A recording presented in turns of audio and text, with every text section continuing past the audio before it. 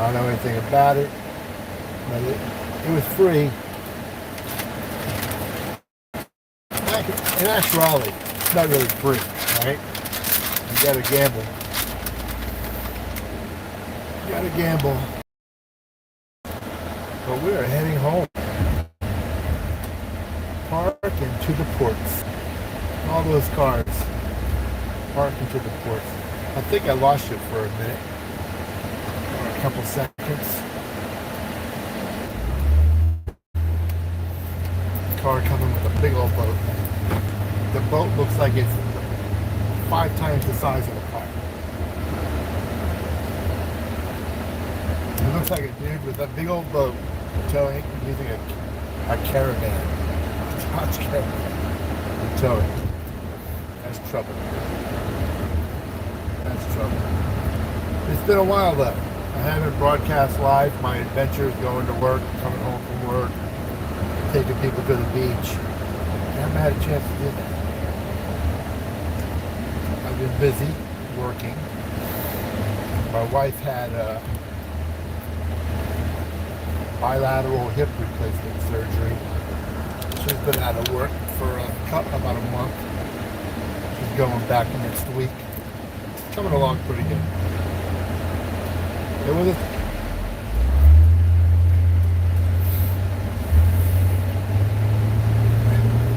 I was saying it took my wife about a week to get over the anesthesia. Week and a half. But it's coming along. Yes, the palm trees. And we're down on what they call Federal Highway. A lot of marinas here, as you can see.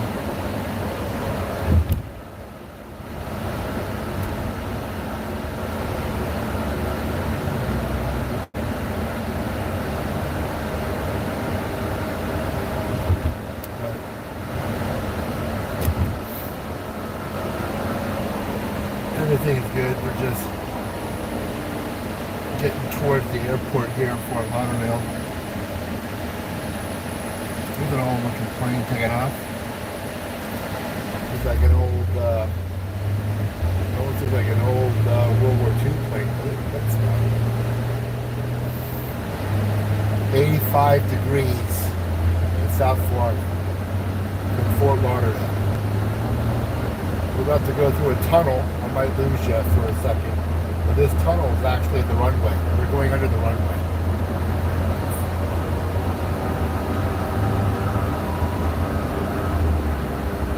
Fort Lauderdale wanted a bigger runway to accommodate bigger jets.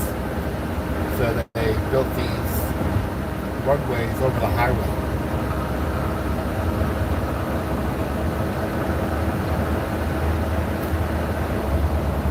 That's cool. It's about 11:30 here in the morning, and everyone's getting. If you're going on a cruise, that's why the port park and ride is so busy, because usually they want you. Like around noon to 1 o'clock. Sometimes your cabin's not available until like later day, 2:33. So they'll let you on and you can walk around, but you can't go to your room. If you've ever been on a cruise, they kick you out of your room by like 9:30, 10 o'clock, sometimes even earlier. And an army of people come in behind you and start cleaning up. I went home last night and my wife was on the phone with Royal Caribbean. She gambles when we're on the cruise, so we get a lot of these brochures. We get a lot of these brochures about you can come on the cruise and all you have to do is pay for the taxes.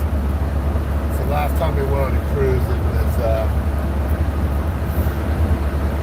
I think retail was about, for the three of us, my wife, myself, and my son, it cost about $4,500 for a week.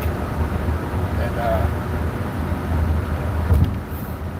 got the offer and we got on the same cruise and it cost us $1,000 because you just pay the taxes and port fees. I think just a little over $1,000.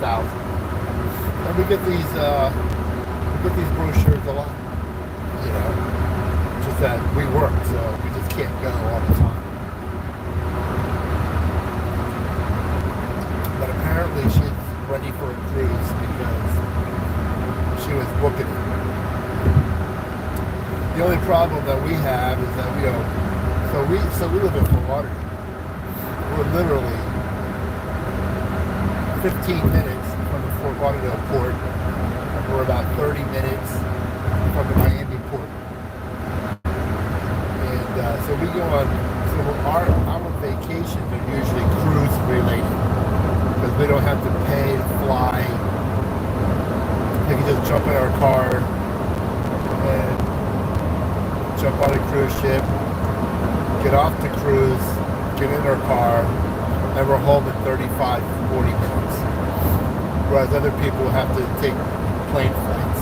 A lot of people, not everyone, but a majority of people come from out of town, so we're not paying for it. And a lot of people ask me, well, you live so close to the cruise, of course you must go on cruises all the time.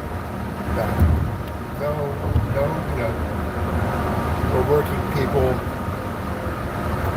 Maybe if we're lucky, one every couple of years. One year we went twice in a matter of 4 months. We went on Symphony of the Seas, like in June of, a few years ago, in June. And then we got an offer to go on a Thanksgiving Day cruise for free. So we went. And I think it cost us $1,000. So it was crazy. The cruise that we spent $4,000 on in June. A few months later in November, Thanksgiving, we went on and it cost us like $1,200 because of my wife's slot play. Whatever. But since then, I think we went on one other cruise, so over the span of 4 years maybe, we've been on 3 cruises. And it gets boring. It does get boring because a lot of people will tell you, like I've been to the Caribbean, right? I've been to a lot of places in the Caribbean. I've been to St. Thomas, St. John's, Cayman Islands, Jamaica, Royal Caribbean private area on Haiti,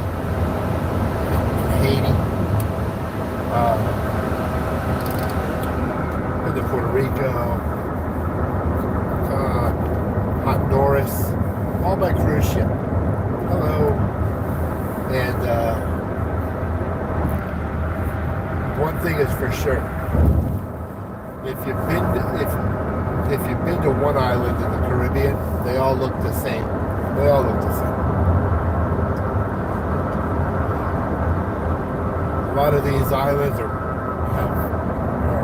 mountains. They have mountains. They're green. Certain times of the year, it is hot, man. It is really hot. Like if you're not used to the heat,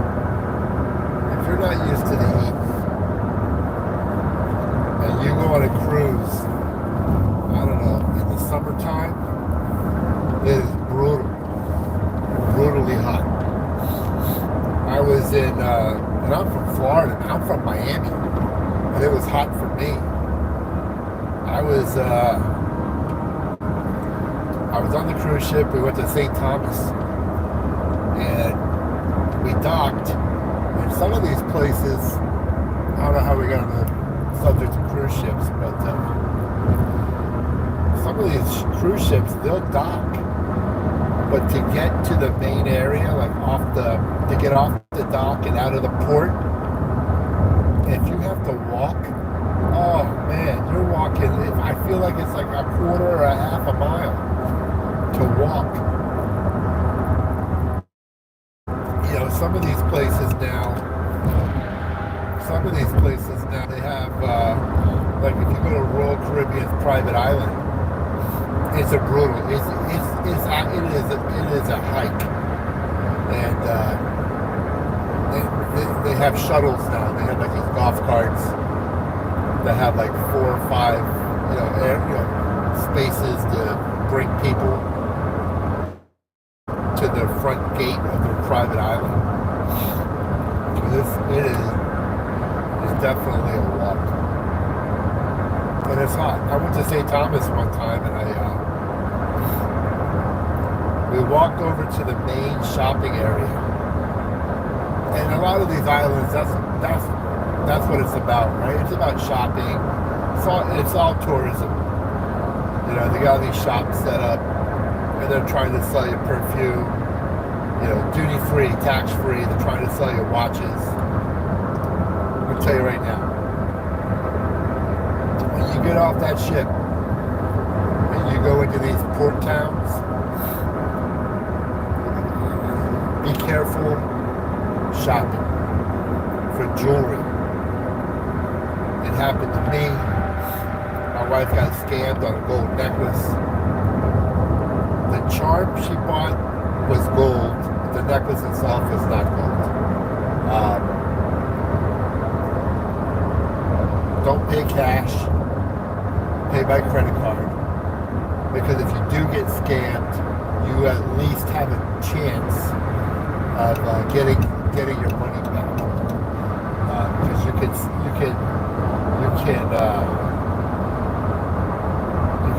stop the payment, right? But my wife got scammed. Her aunt went on a cruise, and the husband bought some stuff, and he was scammed. Now, some of these ports, I think they have reputable companies. I think something international. They're on cruise ships and they're in the ports.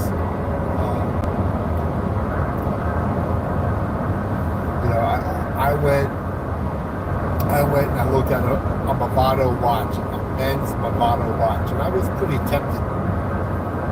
The most expensive watch I own is $600, and that was given to me as a present. I don't wear much jewelry, but I like a nice watch once in a while. I don't buy these smart watches. That's garbage.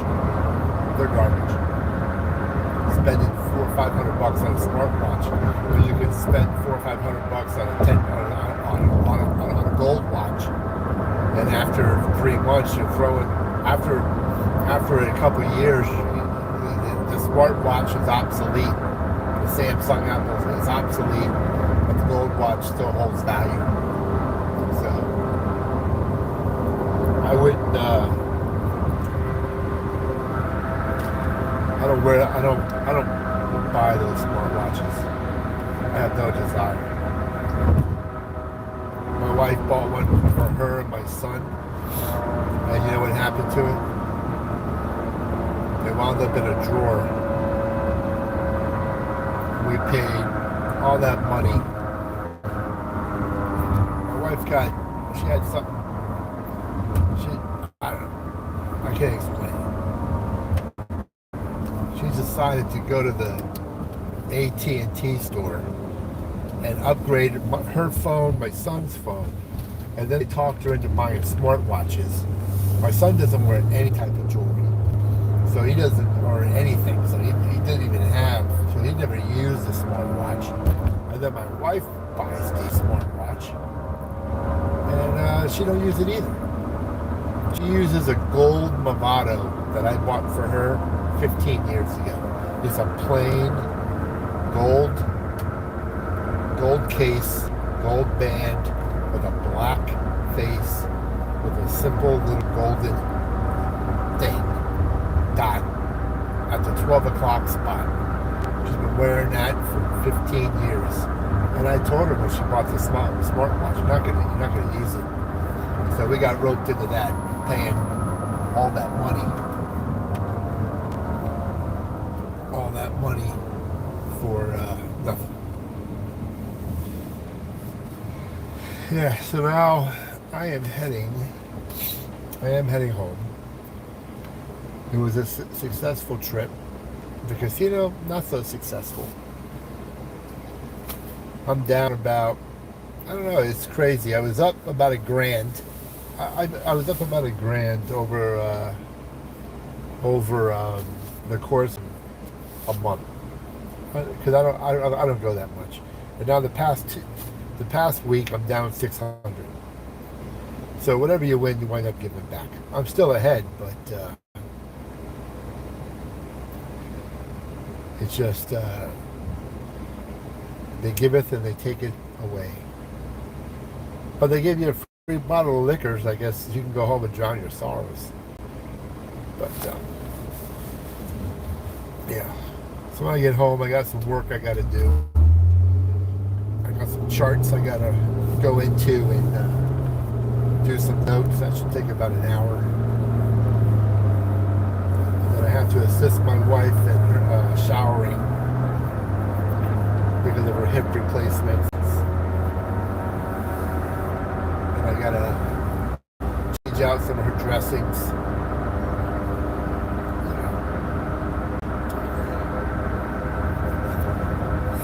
I left the house early so I can't get down. That thumbnail you see is a woman that I know as a veterinarian, and she's family. And she went down on a fishing trip down in the Keys. Well, not really the Keys. A place called Chokoloskee, which is a little fishing town in southwest Florida. That's the redfish she has. And I don't know if that was eligible to be kept or if they threw that back. But redfish they have limits. They got to be with, like, there's a 6-inch window. They got to be over like 15 or 16 inches, something like that. They got to be like smaller than 24. You get the idea. They got to fall within that window. They're good eating. They're good eating fish. They have a lot of redfish tournaments in Florida. I'm a freshwater fisherman. I fish for a lot of bass. What else? Fresh water, but peacock bass, regular bass. But South Florida, Miami, Fort Lauderdale, Palm Beach, along the coast, Tampa, they have a lot of the Keys. It's saltwater fishing. If I go an hour and a half north to Lake Okeechobee, then you get into bass fishing, and then you get to Central Florida, the interior Florida. They have a lot of very good bass fishing lakes there, but not so much. We had the Everglades. There's a lot of fishing in Everglades, but it's not really accessible unless you have a boat. You're not gonna just pull off on the side of the road and fish. It's not really accessible like that. I told my son that we have to. Right now, we kind of miss fishing, the freshwater bass fishing. That was really big in February into March, because we get the spawning season. We get that pretty quick. We get that before the rest of the country, because it starts to warm up down here. But I went over to one of the canals near where I live, but I have a gauge to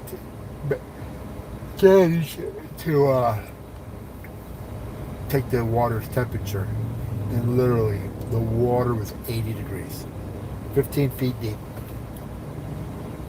It's 15 feet deep, probably about 20 feet wide by 15 feet deep, and then it extends 2, 3, 4 football fields long, and they're all connected by different drains.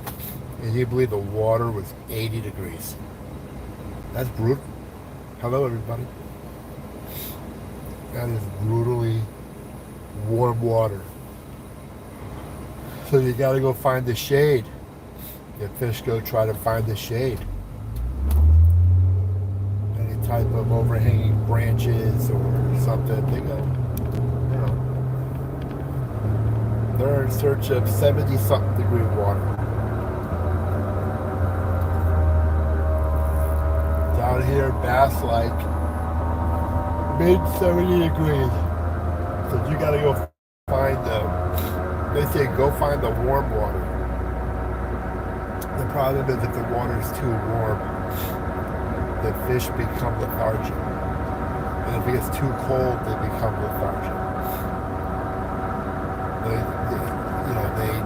They tend to slow down. So anywhere in the 70s, low, mid to high 70s is an optimal range. Low light conditions. I've caught more fish in the morning than in the evening. You do all day. When they say an early bird catches the worm, well, fishing it does because the water's cooler. But once that sun gets up and the temperature starts like right now the temperature is 84 degrees outside. The water temperature is probably probably depending how deep the water is, but where you're fishing. I mentioned that temperature of the water is down there close to 80, and it's hard to catch any fish. Some people disagree. They'll say the warmer the water, the better the fishing.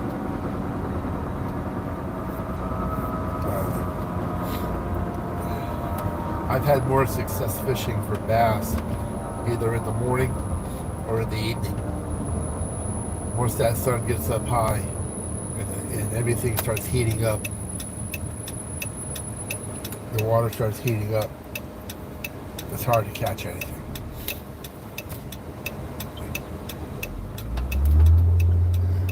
Oh man, I can't stop yawning. My wife's gonna be shocked that I'm gonna walk in the door. Where are you at? I am in South Florida, man. Palm trees in the middle of the road. Big palm trees over here. They call those royal palms. There's a lot of those big thick palm trees on your right. Those are called royal palms.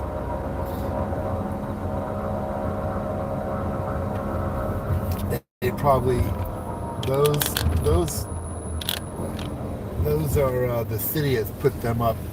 You can see them on my left. You see them there on your. You see them on the right and on the left. The problem is they're expensive. They are expensive. They last a while. They last a while. I mean, these trees have been up here for a number of years. Those branches will fall off. You know, they die, they fall off, and new ones grow. If that thing hits your car or lands on you, it could kill you. It literally could kill you. We had one where the wind blew it off and it laid over the power lines. It caused like the whole neighborhood to like black out, making a crazy sounds. It was arcing. The electricity was arcing every time the branch slid. They had to turn off all the electricity to the area and take it off. But it was absolutely crazy. I don't know if I have video. I think I have video of it. I should post it. But I live down the street from it, and you can in a house with all the windows closed, you could hear it. It was scary. Like right here at this pole on your right over there. All right. Y'all have a good day. And no, Paul, I'm in Broward, bro. All right, y'all take care.